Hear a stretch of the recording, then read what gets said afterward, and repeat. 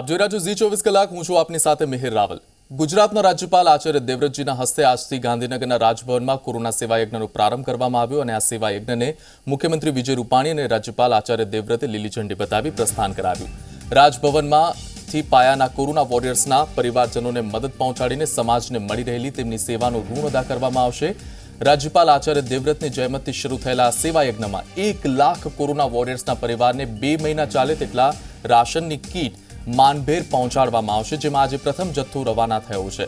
साथे साथे 10-10 दिवसना अंतरे आगामी दिवसमां वधु 9 वखत जत्थो रवाना करवामां आवशे।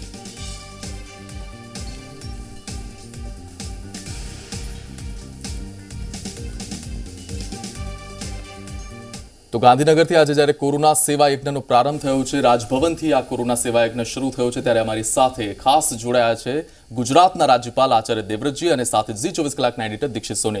सर, आपका बहुत बहुत स्वागत है ज़ी 24 कलाक पर। सबसे पहले तो आपको सर एक ही चीज पूछनी है कि जो आज कोरोना सेवा यज्ञ शुरू किया गया है, राजभवन से जिसकी शुरुआत हुई है, क्या है ये सेवा यज्ञ?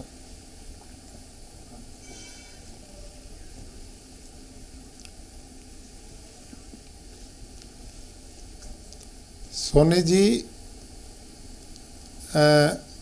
अभी 14 अप्रैल को भारत के प्रधानमंत्री जी, गृह मंत्री जी, उपराष्ट्रपति जी ने राज्यपालों की एक बैठक ली थी और उस बैठक में उनका निर्देश था कि पूरे भारतवर्ष के राजभवनों को भी कोरोना महामारी के इस विशेष कार्य में अपना योगदान देना चाहिए।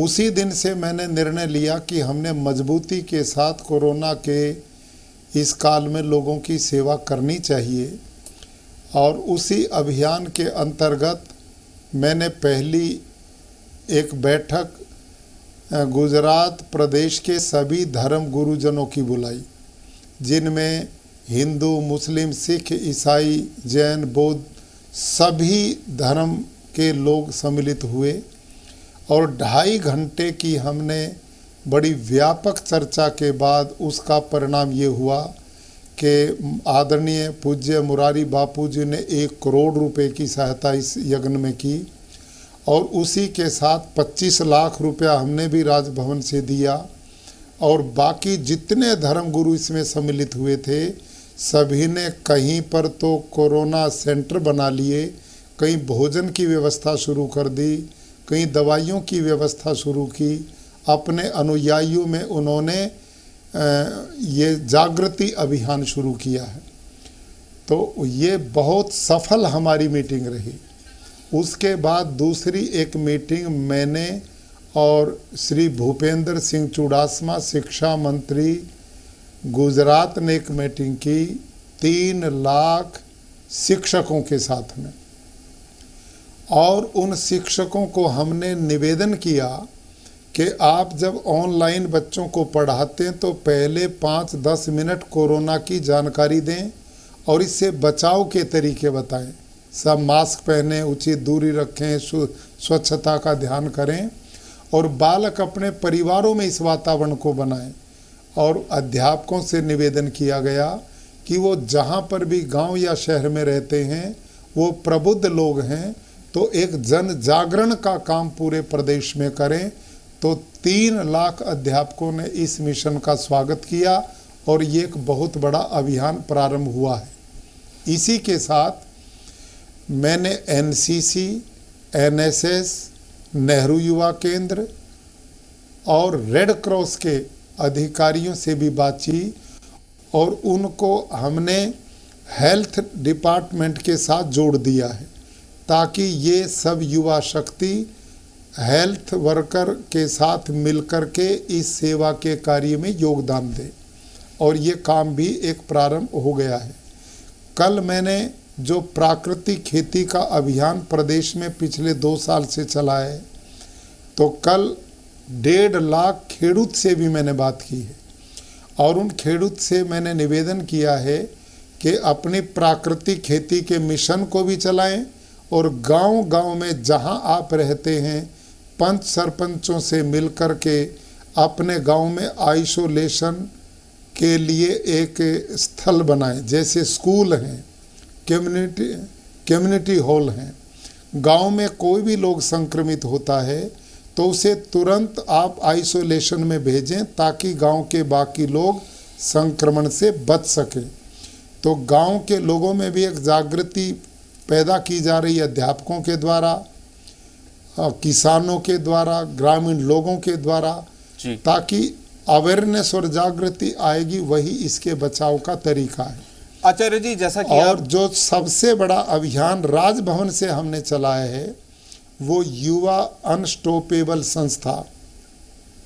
जी आचार्य जी, जैसा कि आप जानते ही हैं और आप हमेशा से ही प्राकृतिक खेती के बारे में लोगों को बताते रहे हैं जी। आपका क्या मानना है कि किस तरीके से प्राकृतिक खेती इस महामारी से, इस आपदा से हमें निजात दिला सकती है? जी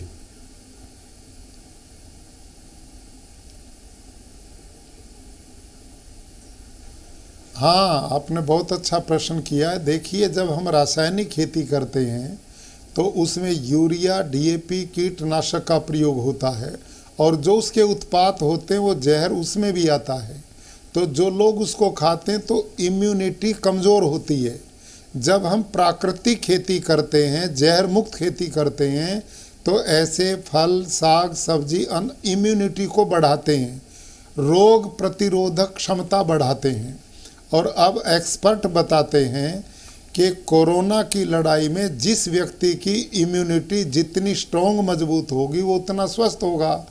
तो मैंने जो अभियान चलाई ये पूरे देश में चले कि प्राकृतिक खेती हम करेंगे, जहर मुक्त आहार लोगों को मिलेगा तो वो शारीरिक रूप से बलवान होंगे और हम निश्चित रूप से इस कोरोना महामारी पर विजय प्राप्त कर सकेंगे। अगली बात जो मैं निवेदन आपसे करता हूँ, आज जो एक बहुत बड़ा हमने कोरोना सेवा यज्ञ प्रारंभ किया है वो युवा अनस्टॉपेबल संस्था, जिसके अध्यक्ष अमिताभ शाह हैं, उनकी पत्नी रश्मि जी, इनकी एक बहुत बड़ी समाज सेवी टीम है जिन्होंने राजभवन में अपना ऑफिस बनाया और पिछले 10 दिन से हम लगातार जो उद्योगपति हैं, दानी लोग हैं, समाज सेवी लोग हैं, उनसे सहयोग लेकर हमने निर्णय लिया है कि जो कोरोना वॉरियर्स रात दिन जान जोखिम में डालकर हमारी सेवा में लगे हैं, उनमें सफाई कर्मचारी हैं, एम्बुलेंस के ड्राइवर हैं, सैंपल लेने वाले भाई हैं, नर्सिज हैं, ये लोग रात दिन अपने घर को भी देखते हैं और लोगों की हॉस्पिटल में सेवा का भी काम करते हैं। तो हमारी इस पूरी टीम ने एक निर्णय लिया कि हम 1 लाख कोरोना वॉरियर्स जो गुजरात में काम कर रहे हैं उनको एक किट उनके घरों में भेजेंगे, उनकी दैनिक आवश्यकता की चीज़ पूर्ति करने के लिए, ताकि वो घर की जिम्मेदारी से हटकर अपने हॉस्पिटल में मरीजों की निश्चिंत भाव से सेवा कर सकें। नंबर 2, उनका मनोबल बढ़े, उनको ये हिम्मत आए कि जिन लोगों की रात दिन हम सेवा कर रहे हैं वो भी हमारी चिंता करते हैं। तो समाज का भी जो दायित्व है वो हमने पूरा करना चाहिए। इस समय कोरोना वॉरियर्स 18 घंटे सेवा कर रहे हैं, तो उनका सहयोग करना, उनकी मदद करना, उनका मनोबल बढ़ाना, ये हमारा परम कर्तव्य है। प्रदेश के माननीय मुख्यमंत्री विजय रूपाणी जी ने भी उस अभियान में भाग लेकर के और इसमें बहुत बड़ी सहयोग किया है। तो प्रदेश सरकार, राजभवन और सारा प्रशासन पूरी मजबूती के साथ इस लड़ाई में विजय पाने की दिशा में आगे बढ़ रहा है। पूरे प्रदेश की जनता से मेरा निवेदन रहेगा, युवाओं से मेरा निवेदन रहेगा कि वो कोरोना के नियमों का पालन करें, मास्क लगाएं, उचित दूरी रखें, स्वच्छता का ध्यान करें और वैक्सीनेशन सब करवाएं। यदि हम सारे मिल करके इस पवित्र सेवा यज्ञ में भाग लेते हैं तो जैसे पिछले वर्ष कोरोना को हम हरा चुके हैं, अब भी हम इसको हरा पाएंगे ऐसा मेरा विश्वास है। बिल्कुल आचार्य जी, एक सवाल जी। ये भी है कि जिस तरीके से कोरोना अब गांव तक पहुंच चुका है और सबसे बड़ा कंसर्न का विषय यही था कि अगर गांव में ये फैल जाता है तो हमारे लिए काफ़ी मुश्किलें पैदा हो सकती है। ऐसे हालात में आप गुजरात के गांव के लोगों को और ख़ास तौर पर किसानों को क्या संदेश देना चाहेंगे? किस तरीके से गांव में कोरोना को फैलता हुआ रोका जा सकेगा?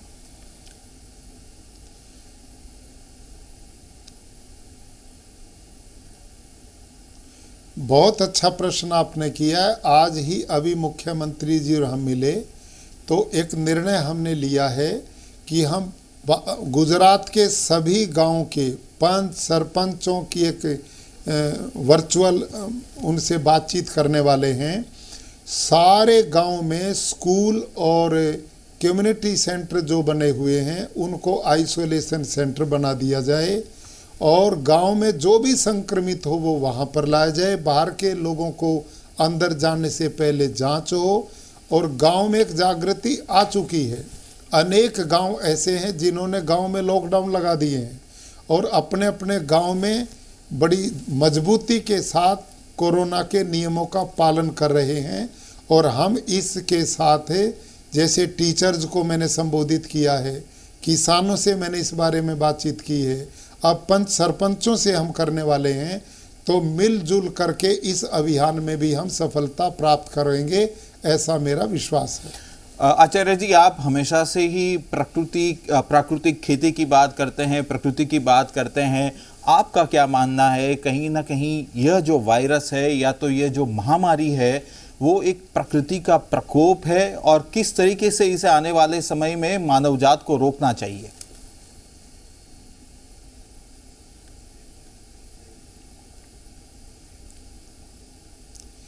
निश्चित रूप से देखिए, जब हम प्रकृति से अनावश्यक छेड़छाड़ करते हैं, उसका दोहन करते हैं गलत ढंग से, तो उसके दुष्परिणाम आते ही हैं। प्रकृति कभी माफ़ नहीं करती। सारी दुनिया ने जिस ढंग से पिछले कुछ सालों में प्रकृति के साथ छेड़छाड़ की है उसके दुष्परिणाम ये हैं। अब भी हमने सबक लेना चाहिए। इसीलिए मैं निवेदन करता हूँ प्राकृतिक खेती की ओर हम बढ़ें, वृक्षारोपण ज़्यादा से ज़्यादा करें। तो आचार्य देवव्रत जी अपनी साथ जुड़ाયેલા છે राज्यपाल जी। और सर एक बात आपसे ये भी पूछनी है कि जिस तरह से आपने बोला कि कोरोना वॉरियर्स के लिए ये कोरोना सेवा यज्ञ शुरू किया गया है, उनका मनोबल बढ़ाने के लिए लोगों का मनोबल काफ़ी इस टाइम में, इस कोरोना के समय में काफ़ी नीचे गया हुआ है। क्या कहेंगे आप, लोगों का मनोबल फिर से वही बना रहे और फिर से हम लोग जीत जाए कोरोना के सामने? मनोबल बढ़ाने के लिए क्या संदेश रहेगा सर आपका?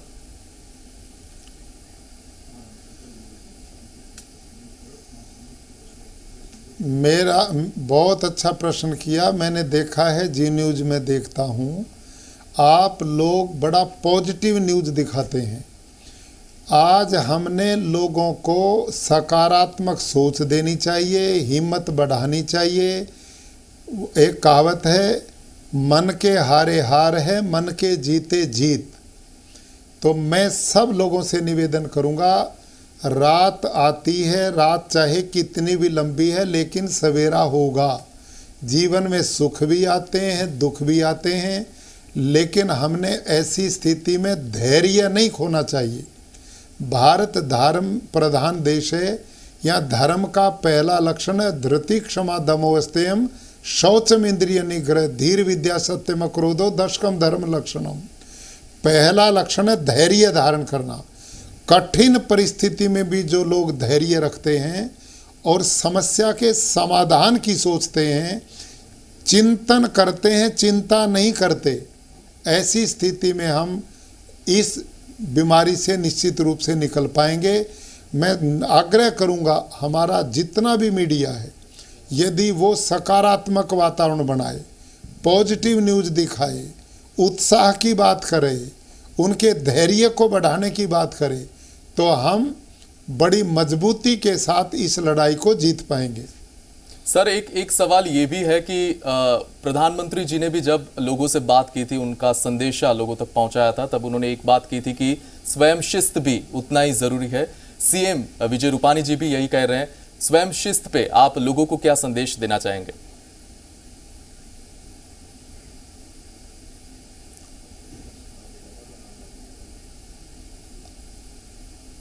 उनका जो चिंतन है मैं उसका समर्थन करता हूं और हम सब ने मिलकर के इस अभियान में टीम की भावना के साथ जो माननीय प्रधानमंत्री जी समय समय पर निर्देश करते रहे, आज भी वो बड़ी रात दिन प्रयास करके सारी दुनिया को जोड़ा है।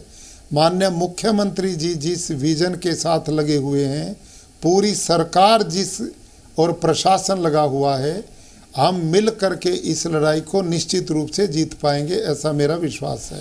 स्वास्थ्य संबंधी सेवाओं के बारे में खासतौर पर राज्य सरकार की ओर से जो कोई भी कोशिशें की जा रही है, उसके लिए, उसके संदर्भ में आप क्या कहना चाहेंगे? गवर्नर हाउस और खासतौर पर आप खुद किस तरीके से इस पूरे कार्रवाई में आप इन्वॉल्व हैं?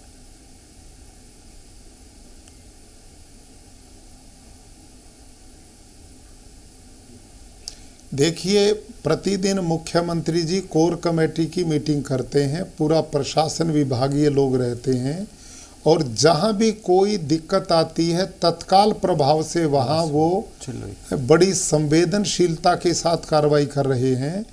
धीरे धीरे जहां पर भी हॉस्पिटल्स की व्यवस्था होनी वहां की जा रही है। माननीय मुख्यमंत्री जी ने रिलायंस को भी बातचीत करके अब जामनगर में 1000 बेड्स का सारी सुविधाओं का हॉस्पिटल बन रहा है। ऐसे जगह जगह पर ये अभियान चल रहे हैं और तालमेल के साथ सरकार इस काम को बड़ी तेजी से बढ़ा रही है और हमें आने वाले दिनों में इसके परिणाम मिलने शुरू होंगे। एक आखिरी सवाल आचार्य जी, वैक्सीनेशन फिलहाल हमारे पास अगर कोरोना के खिलाफ अगर कोई सबसे बड़ा हथियार है तो वो है वैक्सीनेशन। क्या संदेश देना चाहेंगे गुजरात की जनता को, खासतौर पर वैक्सीनेशन को लेकर, जबकि 1 तारीख से युवाओं के लिए वैक्सीनेशन कार्यक्रम शुरू होने जा रहा है?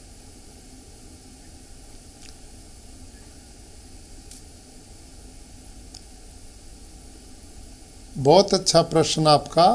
देखिए, आपने कहा वैक्सीनेशन बहुत बड़ा हथियार है हमें कोरोना की लड़ाई में विजय प्राप्त कराने का। तो मैं सब लोगों से आग्रह करूंगा कि वो जो 18 वर्ष से ऊपर की आयु के हैं, सरकारी व्यवस्था के अनुसार नियमों का पालन करते हुए वैक्सीनेशन जरूर कराएं, जिससे हम इस लड़ाई पर विजय प्राप्त कर सकें। बहुत बहुत शुक्रिया सर आपका हमारे साथ जुड़ने के लिए। आचार्य देवव्रत राज्यपाल શ્રી આપણી સાથે જોડાયા હતા। ખૂબ ખૂબ આભાર દીક્ષિતજી આપનો પણ અમારી સાથે જોડાવા માટે। તો કોરોના વોરિયર્સ માટે આ કોરોના સેવા યજ્ઞ શરૂ કરવામાં આવ્યો છે। ગવર્નર હાઉસથી આજે પહેલો જથ્થો નીકળી ચૂક્યો છે રાશન કીટનો અને આગામી દિવસોમાં વધુ કેટલાક કોરોના વોરિયર્સ સુધી તેમના પરિવારજનો સુધી રાશન કીટ પહોંચાડવામાં આવશે। રોકા એક બ્રેક માટે આપ જોતા રહો ગુજરાતની નંબર 1 ન્યૂઝ ચેનલ C24 કલાક।